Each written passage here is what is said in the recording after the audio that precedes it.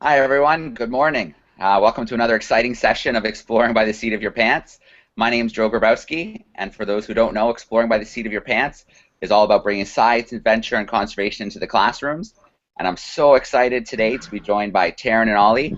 If you can hear me, guys, give a wave. All right.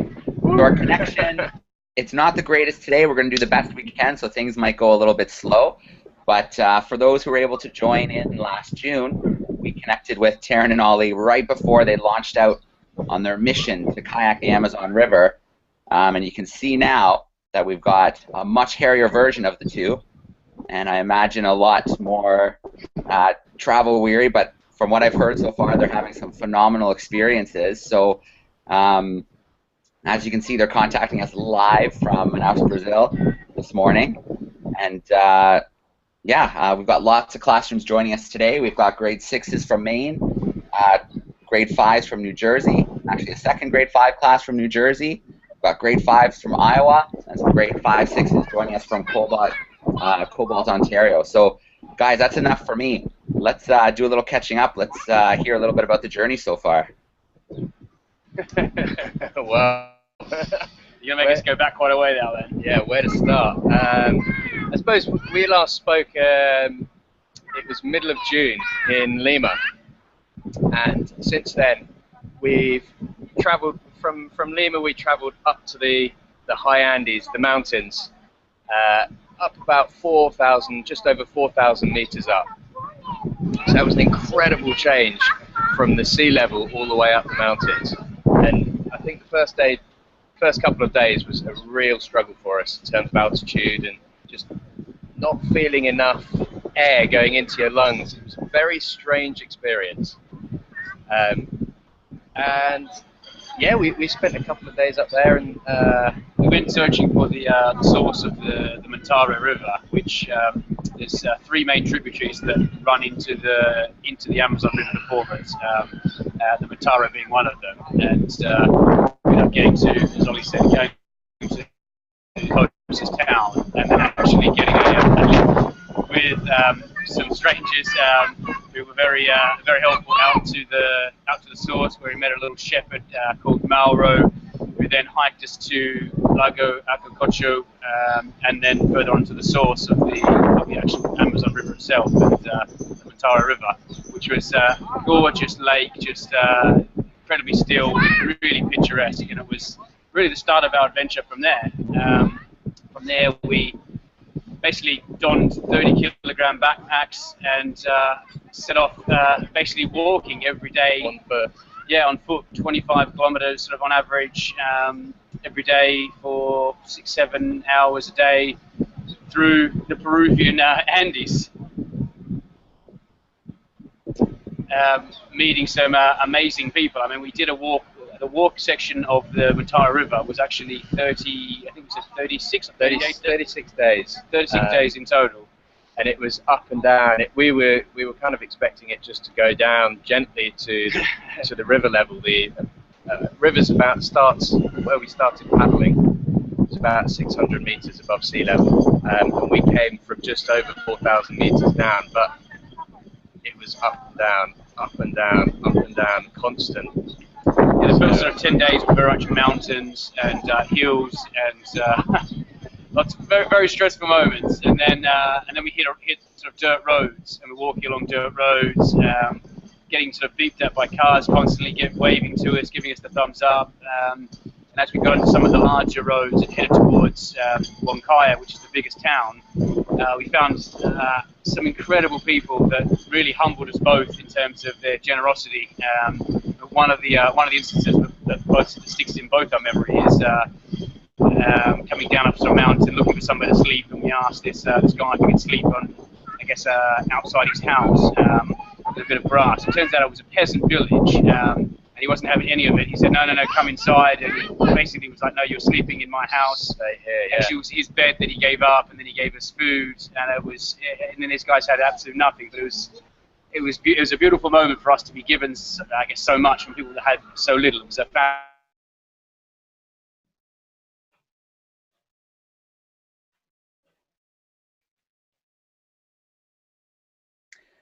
Okay, looks like we have just a minor internet hiccup, so let's give it a moment and see if it resolves itself. So far, we've been pretty lucky.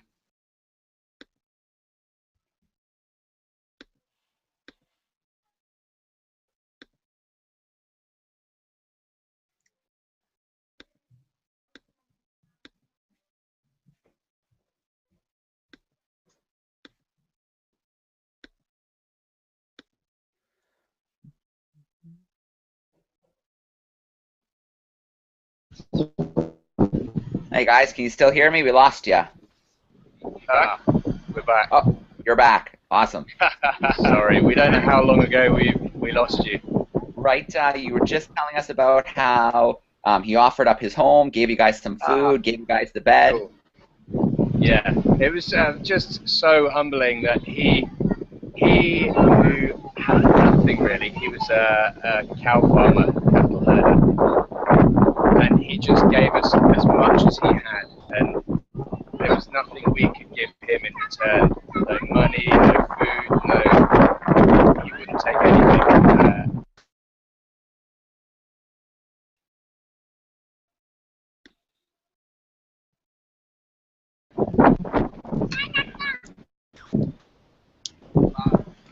Yeah, you're back again. So you're just saying there was nothing you could give him.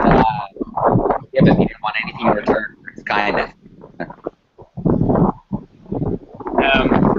Yeah, it was actually, as I was saying, it was really cool. Actually, it set the precedent for things to come.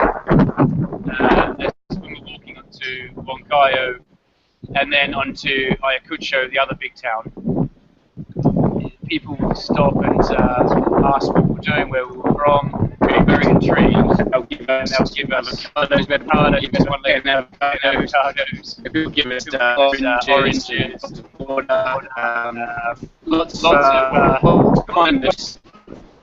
Lots of very cold nights. It was sort of -4 in the evening there.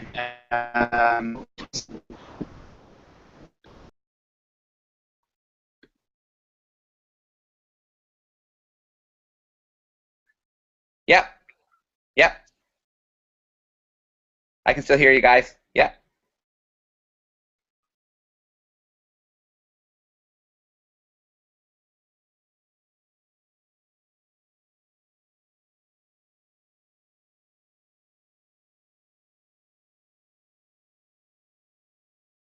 Sweating and wearing shorts, but it was quite a contrast. It was, yeah, really cool. It was 36 days.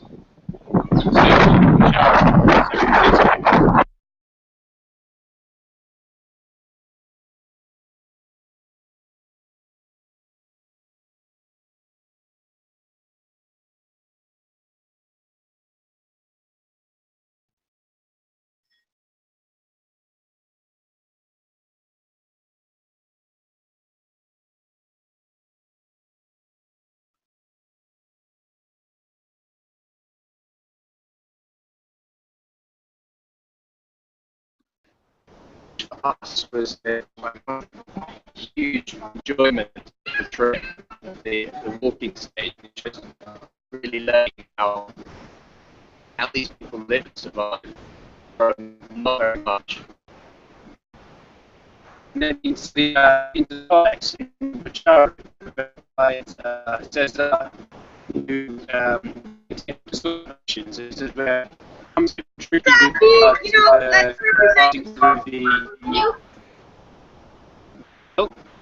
Yeah, sorry guys, the mic. We're just having a hard time with the mic again. Yeah, we're just unfortunately getting lots of feedback with the mic. Try again, guys.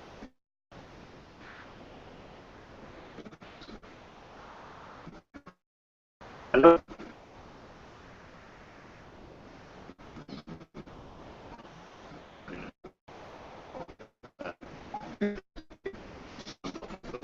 Hello.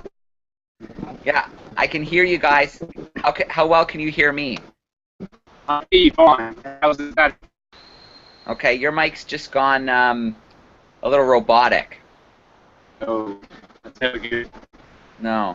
Let me see.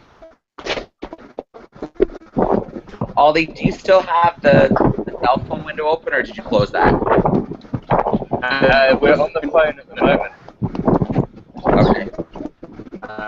On the left, okay. Sure. Yeah,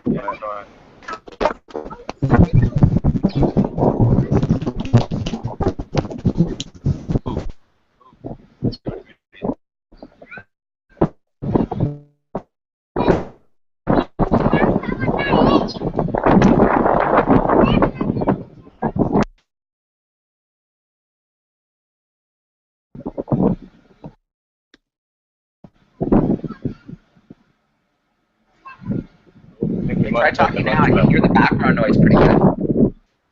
Hello? There we go. You're back. Okay. Perfect.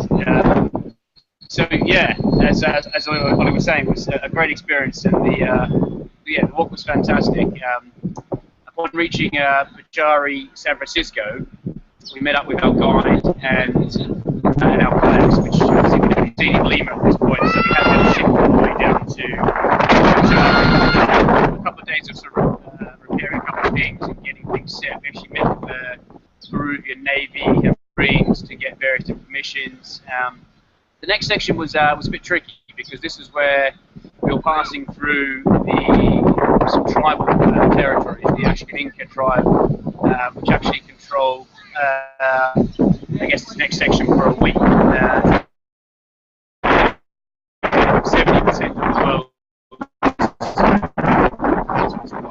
Luckily, we had our guide with us, so when we were stopped and pulled over to the riverbanks on numerous occasions, my guys holding shotguns, were actually, I guess, I'd say not in too much danger. There were some scary moments though, where our guide was shot at, and then afterwards encountered some pirates and got shot at. Luckily for us, we didn't get robbed. I'm hoping they took pity on us, or I just saw a couple of scruffy guys. I'm thinking it was the beards that did it. Yeah. Quite intimidating beards.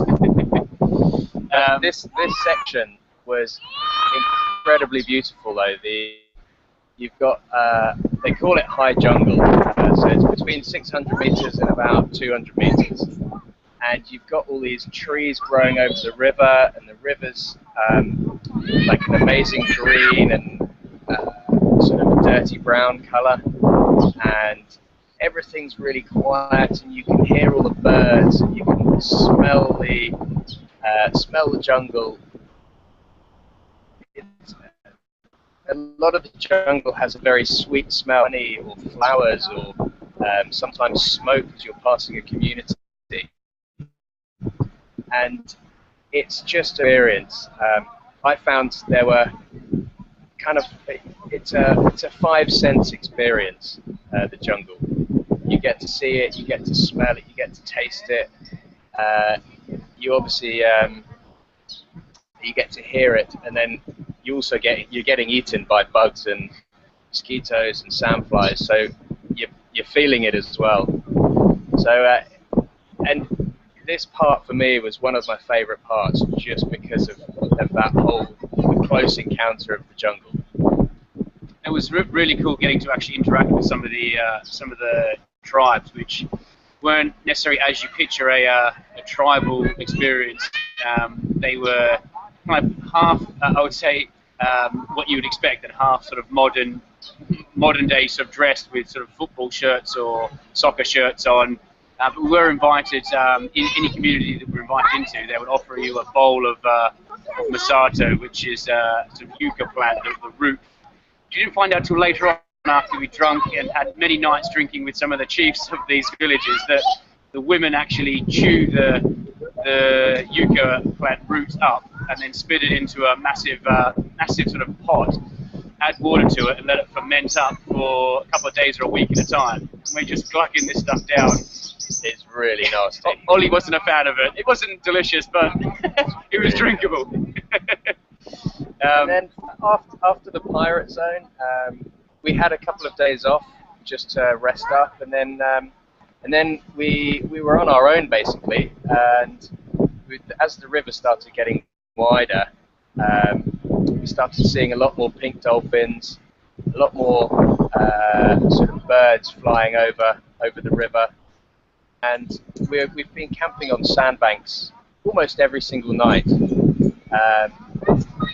which is just amazing. You wake up with the sunrise, and you just pack up your tent into the kayak, and then off you go for the day. And we'll stop over for lunch at some point, then keep on paddling in the afternoon, and then find the next sandbank for the next night. So it's been really kind of a very calm, quiet experience for the next stage down to Iquitos, which is Peru's biggest city in the middle of the jungle.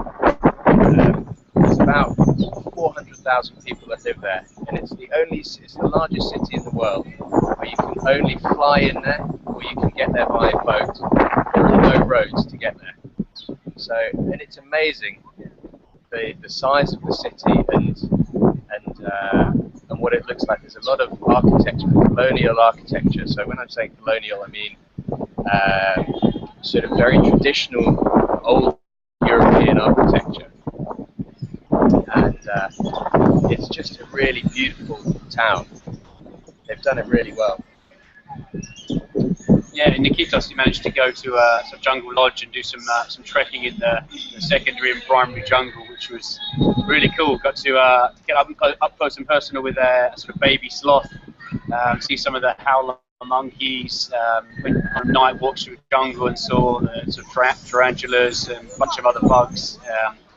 It was, yeah, really, really cool. Yeah, as Ollie sort of said, the whole sort of sleeping on sandbanks and moving through, it's a very nomadic lifestyle. It is, you pull up whenever you sort of 4:35 o'clock, you pull up to the shore, find a place that looks safe enough, or occasionally we started to, after Iquitos, we started to look at some of the villages and stay in some of the villages, asking people if we could stay in their backyard, which a lot of the time they would invite us into their house or give us food and dinner and invite us in to eat with them. It was, yeah, some incredible experiences popping throughout the day, and I had a pod of dolphins sort of follow me for a few hours, which was just an amazing experience. In the middle of a storm, there's thunder and lightning, and you can imagine the rain's coming down, the waves are kicking up. There's no land in sight, sort of to the left or right or in front or behind you, and there's just a pod of dolphins swimming along with you in the eye of a storm. It was some really some tranquil and peaceful moments. And it's been like that down to Manaus pretty much. So, and it's the river's getting much wider. It's now here it's about 3 kilometers wide. So what's that? Maybe 2 miles wide. So it's really big. So we have to make a decision whether we're going to travel on the left or the right-hand side of the river, and we try and stick that side for the day. Because otherwise we're just going to spend our whole time zigzagging up and down the river. But we want to hear from you guys. We want to hear some questions. All right, for sure. Let me just switch this off so we can see the classes.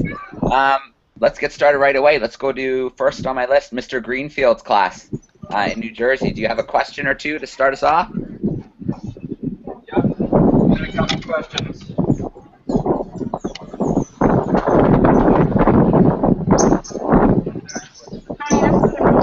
Packing your bag for the trip, what materials do you wish you would have brought?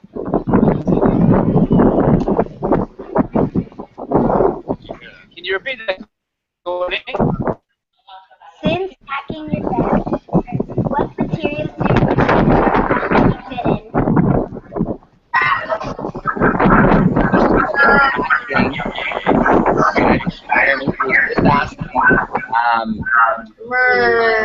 Now that you've packed your bag, is there anything you wish you had brought? Is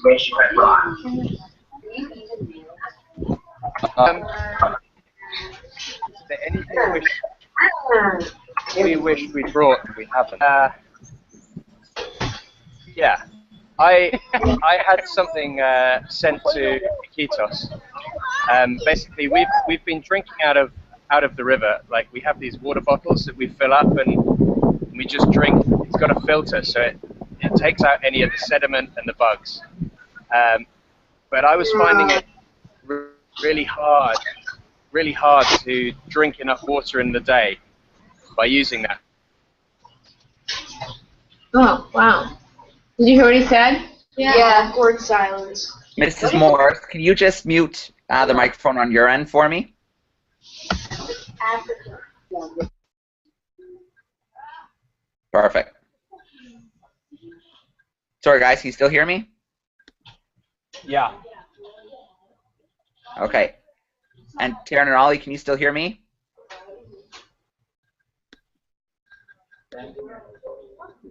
All right, looks like we lost them for a moment. Let's see if things bounce back. That was a really good question, though. Hopefully they can finish answering it for us. Nothing over my head. Oh, there you are. We can hear you again.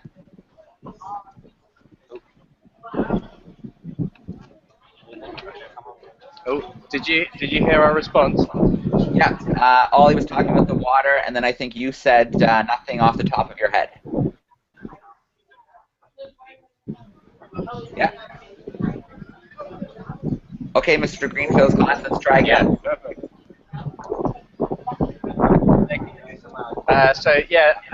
I have this thing now called a SteriPen, which basically kills any.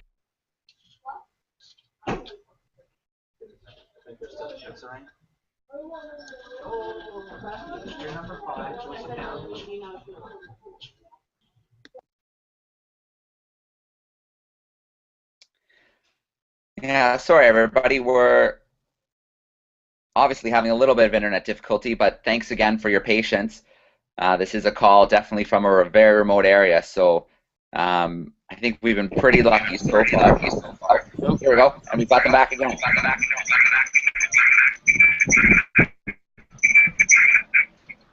Hey guys, can you hear us?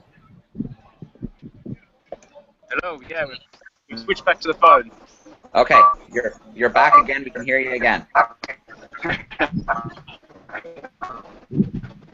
Okay, let's go back to Mr. Greenfield's class and take another question. Hi, my name is Ben. With all the technology available today, are you able to meet new people, interact through any social media on your trip? It's a good question. Interesting. A lot of technology that we have in our phones, Twitter, Facebook, Instagram. On the wall, Peru's not a very rich country, and some of them have cell phone access to internet, so it's quite difficult to actually get and have much interaction by adding people to some of the social media sites. We have been handing out some little business cards with our Twitter and Facebook details, but because we don't have a lot of access to the internet, and the technology, it's been really difficult to interact with people in that way. In terms of speaking to people, people conversing, interacting, working on our family. But yeah, in terms of the internet and social media, not really. That's been a difficulty. Meeting people, yeah, absolutely. Some fantastic people, and some of them have a distance, messages, and will keep in touch with us for the future, but not so much on social media. Okay, so a little tough with that answer, but I think the gist of it we got was going through Peru was very difficult to update your social media. So you guys have been handing out kind of business cards with your information along the way? Yeah, absolutely. Yeah, absolutely. And for the last 20 days, we've been on the river. It's just been us. That's why it's just been the two of us, and we've had no connection to the internet or mobile phones or anything. So it's even in Brazil, it's been really hard. Yeah. It's part of the adventure, though. Yeah, absolutely. Okay, great questions from our class in New Jersey. Let's go to Cobalt Ontario. See if Mr. Call's class has a couple questions. You get to speak nice and loud.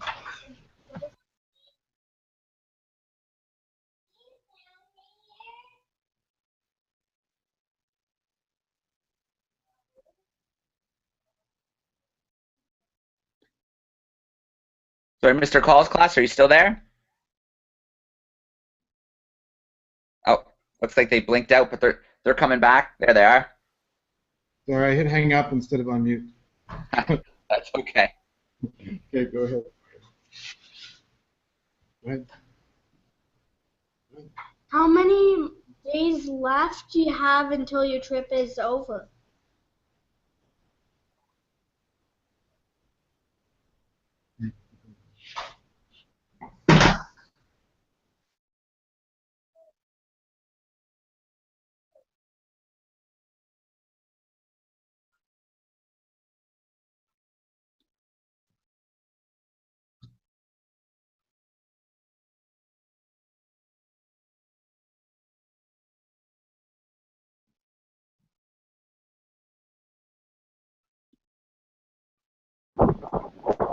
So, yeah, it's a long way. Okay, was that, sorry, did you guys say 1,500 kilometers to go? Okay. Can we just get a couple messages from the classes? Are you using the computer mic right now or the cell phone mic?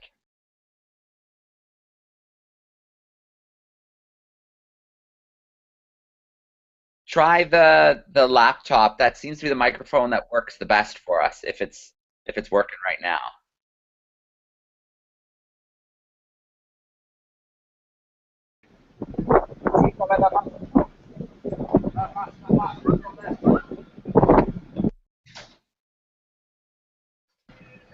Is that better? Yeah, that's way better, guy. Okay, yeah, we're back on the laptop. Back on the laptop. Susan Morris says we can't understand them. It's because we're Australian in English. We just now that we switched, now that we switched, I think it's coming in much better. So you were saying, I think 1,500 kilometers left to go. Cool.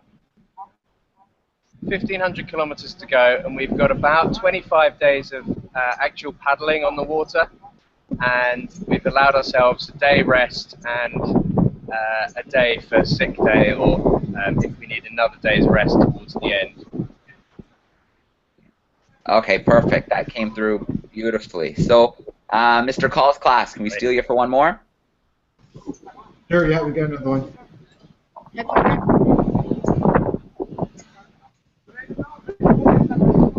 Can you repeat that? Have you run into any endangered species? Endangered species. Endangered species. Endangered species. I don't know if they're endangered. The pink dolphins are fairly rare. They are on the endangered list. So pink dolphins would definitely be one. I mean, they are, as much as we've seen them quite often for a month and a half straight. Less so now, but we've seen a lot of them. But that is their territory. But the pink dolphins are definitely endangered. We've also seen condors, which they were flying up when we were doing the walk. They were flying in between the really steep valleys, and they're on the endangered list. They're about the second or third largest flying bird, and they just glide around looking for food down below, and they're really cool to see.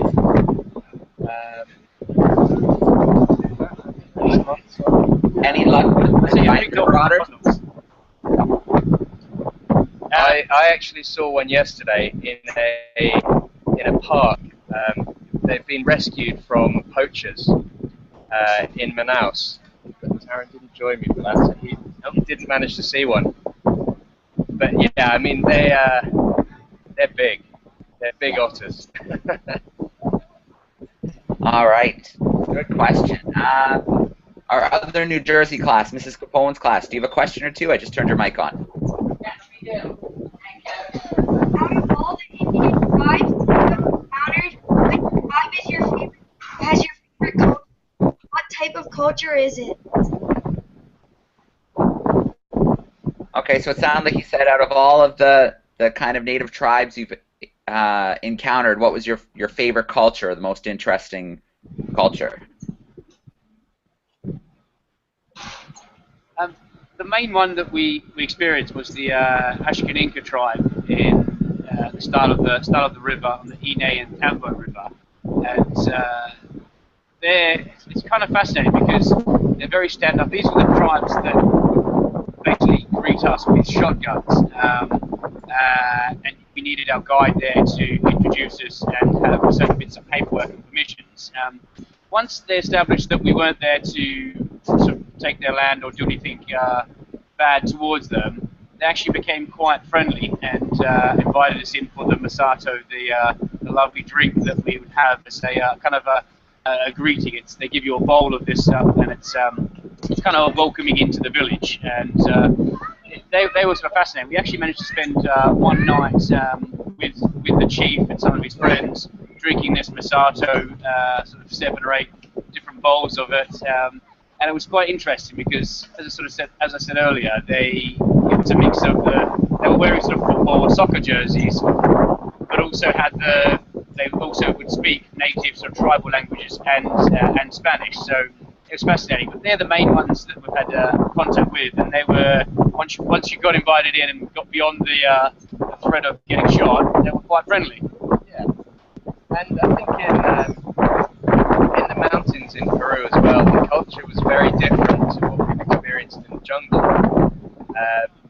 Just because of their way of life, they have a very different look to the people in the jungle, and they wear a lot more clothes, and it's hard to explain the culture, but they've been incredibly friendly, and they don't have very much, so everything they've been giving us has been just out of kindness from their heart, and we've experienced that throughout Peru and Brazil. The music, however, up in the mountains is, you can kind of imagine traditional Andean music, which is kind of panpipes, but they've also got some what they call cholita women, who, it's very hard to explain what they are, but it's horrendous music. Yeah, horrible music. It's like they're whining down the microphone, and music in Peru is terrible. Yeah. Brazilian music is much better. All right, very cool. One more question from Mrs. Capone's class. All right. Real loud, Julia. Hi, my name is Julia. Hi, Julia. How come you decided to kayak through the Amazon River instead of any other river?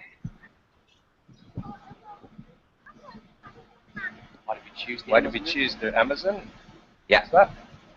Sure. Yeah. It's actually something that I looked at originally, the Danube River in Europe, and decided that it was nowhere near bad enough and big enough. And the main reason for choosing the Amazon initially was I'd never been to South America, and I thought what a fantastic way to experience the culture of South America, in particular Peru and Brazil, than by traveling the largest river in the world. And that was really the beginning of it. And Ollie had been out here before, and he absolutely loved the jungle. So yeah, instantly, once I told him about the adventure, he was hooked. I've always wanted to visit or spend longer in the biggest rainforest in the world, which is the Amazon rainforest. And this seemed like a fantastic opportunity to spend about 3.5 months actually in the jungle. And we've done some jungle treks, as Tarran said earlier, through the rainforest. We've been camping on the beaches. We've seen these amazing sunrises, sunsets. Every single night we have one, and it's and these incredible storms where you've got lightning coming down, and you're in the middle of the river and you can't see the riverbanks either side of you, and I can't see Tarran in front of me and he can't see me. It's just a very wild place, which is one of my favorite things about it. The scale of it. Yeah, so you were just mentioning the camping again, and I hope this doesn't stir up any more controversy, but a couple calls back you chatted with my class, and we were talking about tents versus the hammocks. Is there one you've been using more than the other?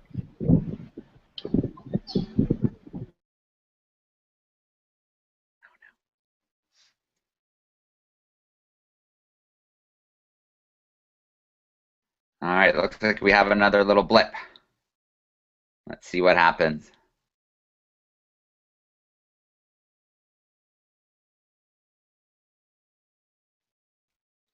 Again, the classes who have joined us today, thank you so much for your patience.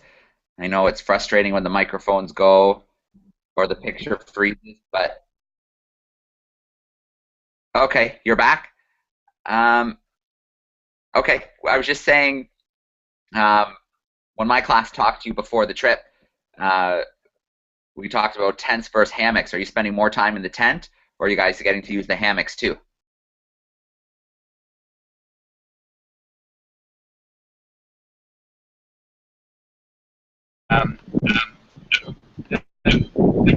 Back on, we're back on the laptop. Back on the laptop? Switch back over. Un momento. Yeah, no worries. Yeah, the laptop microphone's definitely a lot better.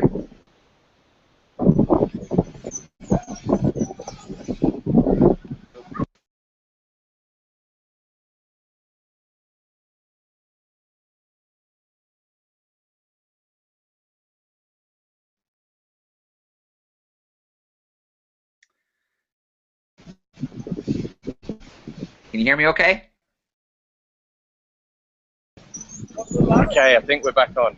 You're back on. Excellent. So you've been using the tents more then? More just kind of camping on the sandy banks? Yeah, we're pretty much using tents the whole way, mainly because of sandbanks we're sleeping on, and the river really doesn't allow for the use of the hammocks. If at times when there are no sandbanks, you have to find them. We have to actually paddle on further. There's nowhere to store the kayaks where we could use the hammocks. So it's basically been tents the entire way. We did get invited into Evando and his family's house in Brazil. It's a little village there, and we were going to sleep outside in the tents, and actually invited us in to sleep in his house and put some hammocks up for us. And that's how they traditionally a couple of nights in hammocks, which has been quite comfortable and quite nice. I've used mine more than you have. You use yours once more in the... Yeah. The riverbanks can be maybe 20 or 30 feet. So what's that? About 5 or 6 meters high. Yeah. So from the water level up to the top of the riverbank where the trees are. And at the moment the river is retreating as we're coming into the, well, it's kind of the middle of the dry season now. So a lot of the trees are quite a bit higher than they are during the wet season. So it's actually hard to get up to the trees where we then hang the hammocks. All right, gotcha. So Mr. Call's class is just moving on for lunch, so thank you very much, guys, for your questions and for joining us from Ontario, Canada. But let's, thanks, guys. Yeah, let's move along to Mrs. Morris's class in Maine. Let's grab it. A couple questions. One? Oh, how'd you guys meet? Hello. He just asked, how did you guys meet?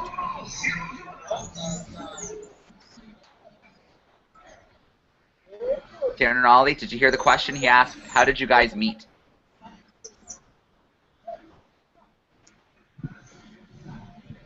Here, I'll type it in the sidebar.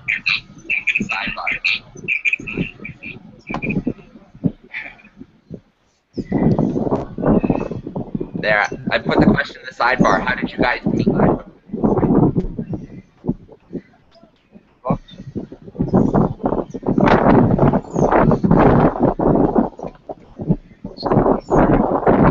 Just Okay. waiting for it.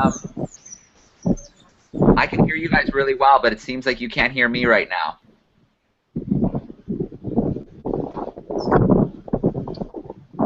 No, it's breaking up a little bit. The question hasn't come through just yet. Okay. If you can hear me now, it's how did you guys first meet? Interesting question. Yeah, we met about 4 months before the expedition, actually. We went to an event in London where a number of adventurers had gathered and were giving talks. And I was looking for another teammate for the expedition. I'd got to be planning it for almost 8-9 months by this stage. And I had someone else who had dropped out, and I was there meeting and chatting with a lot of adventurous-minded people, and got chatting to sort of 3 people that evening, Ollie being one of them, and being the most interested. From there, we kind of just spoke and took it from there. And obviously, once I explained the expedition to him, we basically started meeting up, and he came on board, and we sort of planned it from there. We had a beer in hand. That was the most important thing. Many great things are done over beer. All right, great question. You guys have another one for us? 10-year-olds. Yeah. Did you have any near-death experiences? Repeat that, please. He was just asking about near-death experiences. The short answer is yes. Yes. The first few days in the kayaks, we had so much kit loaded in for all our food and our camping gear and everything, and we didn't realize quite how many rapids there were going to be. And so there was a couple of times where we literally, the kayaks just filled up with water, and we fell in, and the kayak drifted off one way and the paddle drifted off another. And although it wasn't a near-death experience, it was quite frightening just to think, well, it's just like, what have I let myself in for? I wasn't expecting it at all. Yeah, and then the red zone section is obviously quite scary, where our guide was shot at, and we luckily didn't get shot at there, but we were greeted by a bunch of people with shotguns constantly, which at the start you're a little scared and apprehensive, and after a while you're like, okay, they're just guys with shotguns, you just talk to them. After our guide left us, the day after that, actually, we were entering a sort of pirate zone, and we had a boat come towards us and fire a couple of shots off their bow, to which we kind of looked at each other and started kayaking to the left of them as fast as possible, and then they ended up aiming towards us and firing a couple of shots, which went just past my my left ear. Yeah, all a bit too close for comfort, to be honest. There's about 15 guys on the boat. Yeah, with shotguns and a pistol, and we basically kayaked pretty damn quickly away from them. Luckily, for whatever reason, we're not quite sure, they didn't rob us, and they didn't shoot us at us again. We didn't have any equipment now, and I'm claiming it was our beards that put them off. We look scruffy enough with our dodgy ginger beards. Once they got closer, they realized what they were messing with, and they just moved on. Yeah. Oh, yeah, I think so. Totally, Joe. That's absolutely right, mate. Yeah, we look tough with our spray skirts and ginger beards. Yeah. Well, I mean, on the other hand, they may have just been messing with you guys, but either way, I'm glad nothing worse came of it. All right. Yeah, which is good. So yeah. Okay, great questions. Let's see. Do you guys have time for a couple more? Yeah, absolutely. Yeah, good. We've got As the internet does. Yeah, you know what? It's coming in clearer than ever, so let's take advantage of it. Mr. Greenfield, if you guys are still there, would you like to ask a question? Yeah.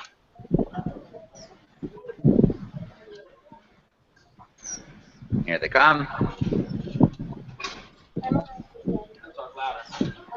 I'm Alexis. Were you able to Hi, Alexis.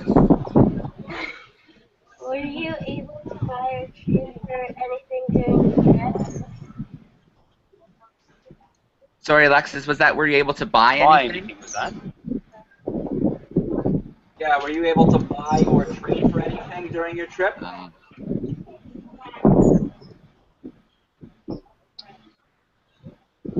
Yeah, we kayaking along the river. There's every few days there's a village or a little town that we pass, and in Peru, the 3 or 4 things that they sold, and really the only 3 or 4 things that they sold was bread, which we would buy some bread. It was gaseosis, which is soda, so cola, and oro, which was a personal favourite, which is a gold sort of Fanta-looking drink, and biscuits were the main 3 things that they would sell. So we would buy them wherever we could, and and eat them fairly rapidly. They were quite sought after. And it's the same in Brazil actually as well. Is every 3 or 4 days we'll come across a village which is big enough to have a shop, and we've been buying pretty much the same as biscuits and a soda, and that just, if we buy a big bottle of soda, that will last us maybe 2 or 3 days. We'll try and make it last until we can get a bit further down the river. Not the healthiest, but it's the only option to help us get some calories, and that gives us a bit of morale. Yeah. Yeah. All right. Mrs. Capone's class, I think I see someone up there with a question. Did you bring any money on the trip? And if you did you have to bring different types? Yeah, we had to bring 2 different types of money. In fact, we've got 3 different types of money. We had Peruvian money, which is called the Nuevo Sol, and that's all the local people accept. So we've had to, and then obviously we're buying small items, so we've had to get some really small notes, basically. The same in Brazil. It's called the Brazilian real, and again we've had to get the local currency. And we've got US dollars on us as well, because they're very easy to exchange. People recognize that the value of the US dollar, and Tarran yesterday went to go and change some of that into Brazilian real so that we can then continue to buy stuff along the river. We also actually had Colombia, because we stopped in Colombia for a couple of days. There's a border town before we crossed into Brazil, where it's in the space of like 1 river crossing, which is 500 meters. It's Peru, then Colombia, and then Brazil. Kind of a triangle that we ended up spending far too long in there trying to sort out. But in Colombia, we used Colombian money in Leticia for 2 days, 2.5 days that we were there. So yeah, 3 or 4 different types of money that we had to get exchanged. And some countries, like Colombia, would accept some Brazilian money, but Brazil and Colombia wouldn't accept the Peruvian money. So it's a little more complicated there, but yeah, 3 or 4 different types. Okay, good question. Mrs. Morris's class. Is someone there with a question for us? Yeah. Hi. There's one in the feed. Did you guys become good friends with people along the way?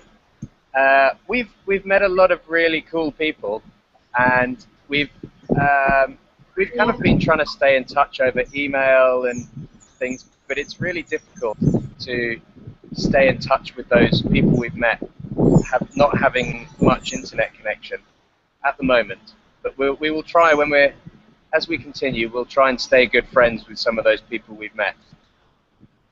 Thank you. Was that your question? Is that the one you were going to say? Let's go for your question. I think that was his question. I think they typed it just in case they wouldn't get a chance. Okay, cool. To add further to that question, Oh, I think they're popping up with another one. Hi. yeah, it's good. When you're traveling, do you have to like boil the water before you drink it, or do you just drink it?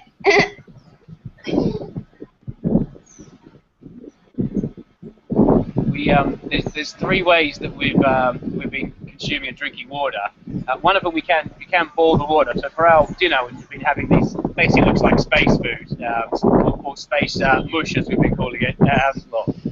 You boil the water for that, and that kills a lot of the bugs and nasty things that make you quite sick. The other one is we've had these water to go bottles, which were developed actually by now a lot of villages and towns in Africa, but where you can just paddle along, put the water into the river, screw the top on it, it's got a filter, so you can drink straight from the river that way. And the third was, as Ollie sort of mentioned earlier, we've had a stereo pen for the last month, which is where you put the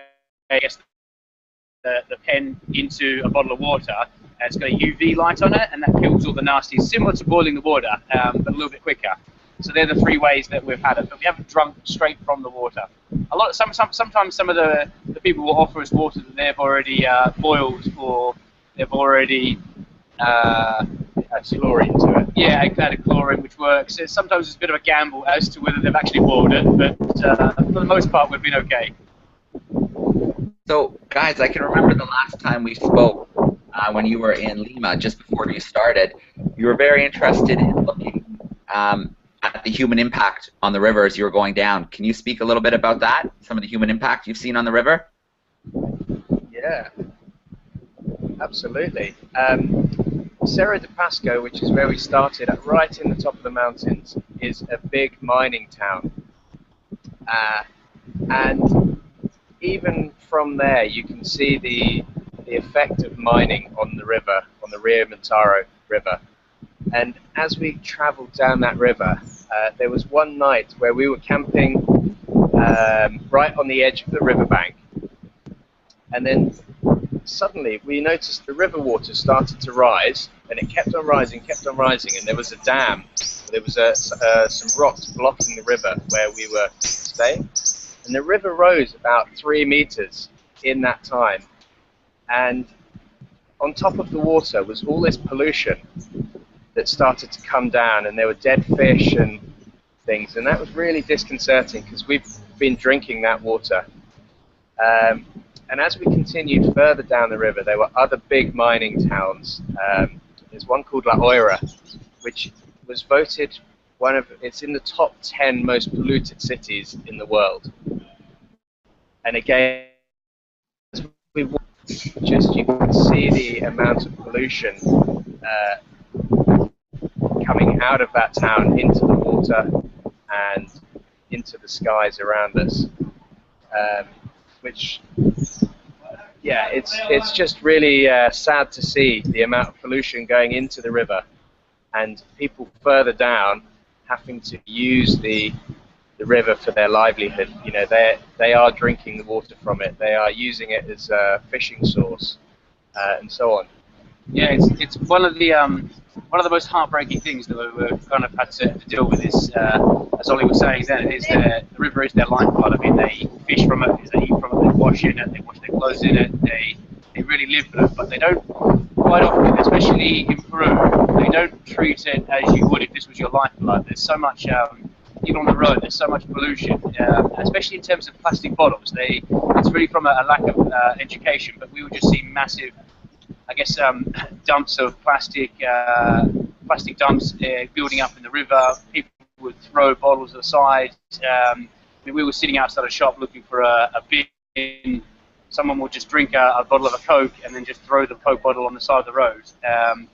It's something that, in our culture in Australia, wherever you're from, or I guess in the Western world, it's obviously there's recycling massively frowned upon. In Peru, mainly through, I'd say, lack of sort of education, but it is incredibly disheartening and sad to see when you see massive amounts of plastic bottles and really nothing being done about it, and just Coca-Cola bottles everywhere. Yeah, that is quite hard to stomach. That's kind of the biggest environmental impact that we've seen. But in terms of the people's use of the river, they use it for all sorts of things. So every day we will see fishermen. Every morning, every night, we'll be woken up by fishermen coming past us, and they're just interested in what we're doing there, basically. They're certainly in Brazil. There are a lot of tourist boats going up and down the river, and these are sometimes huge boats. They maybe carry 100 people, 150 people. So they're using the river for tourism as well. The other thing that we've seen quite a bit of in sort of coming into Iquitos from Bacopa is a lot of the forest has been deforested. A lot of logging has taken place. And we can see these massive barges moving up and down the river with full of massive logs of wood that they're obviously using to build houses. And actually, a lot of the smaller illegal logging actually takes place where they will log the wood, take it downstream to a sort of bigger town, sell it on to a dealer there, then they will sell it on to a big company, say a company in the US, to then export it out. This is illegal logging, and we're speaking to some of the local people who do the logging in terms of permissions and getting permissions to log the land along the Amazon. A lot of corruption is involved. And money exchanging hands in order to be able to do this. And unfortunately, it's actually a lot of the, as we found out, a lot of the, I guess the Western world, a lot of the US companies especially, that are taking advantage of this, having the certain specific types of wood that can be as much as 100 years old shipped out to them. That's something we saw a lot of. And really, our education from this has been just from speaking to some of the loggers were quite open with us, as well as some of the people living along the land. So it was, yeah, again, it's been fascinating and very eye-opening to see the deforestation and logging, and even just Googling and looking at our maps, you can see the areas where the forests have just been stripped back. And yeah, it's something that has definitely opened our eyes even more so. And also, I suppose, just cities like Iquitos, where you can't access that place by road, so everything has to be flown in or sent by boat. And the cheapest way is going to be by boat. So we do have a lot of cargo going up and down, big cargo ships. And these are maybe sometimes 50, 80 meters long. And they're going around these bends, and we've got to dodge them. But on there they have a combination of animals. They've got trucks and cars and generators to provide electricity. They've got petrol and fuel, and they just carry everything up and down the river. And it's the same in Brazil. They're taking stuff to the smaller villages further up or downstream from the bigger hubs like Manaus. All right, well that's tough to hear because it is such a beautiful part of the world. But yeah, at least you are having some of those experiences too, where you're just getting to see the beauty of the river and some of the life there too. So that's good. I guess the good with the bad. Yeah. So guys, it's both. Yeah, I've gotten quite a few messages. The classes have started heading off to lunch, so a lot of them have left thank you notes and such. We still have a couple of classes still there. Yeah, they're heading to lunch too. So, yeah, we're right at our hour mark as well. So, guys, thanks so much. Perfect. It sounds like your adventure so far has been amazing. And yeah, I don't know if there'll be a spot to connect further down the river or at the very end, but we definitely want to do this again and get some of the classrooms back in who have been following. Yeah, absolutely. We'd love to do it again, and we love chatting to you guys and answering all your questions. So if we can make it work. Possibly with slightly better internet connection once we're back in London. Thanks to all the classes and yourself for organising and all the classes who put up with the internet and enabled us to make it work. We've enjoyed it. Yeah, you know what? For what we attempted today, I think we did well. Little microphone problems, 1 or 2 freezings. I think we did pretty good. So, yeah, absolutely. Perfect. I guess good luck on the rest of the stretch of the river. We'll definitely post some updates and pictures as well as I see them come in. And yeah, keep in touch, and let's definitely do this again when you finish up. Yeah, sounds fantastic. Good stuff. We'll chat to you at the end, mate. Speak to you in a month. All right. I'm going to stop the broadcast, but if you guys want to stick around for a minute afterwards, we can just chat very, very briefly. So thanks a lot, guys. And signing off. Cheers. Ciao.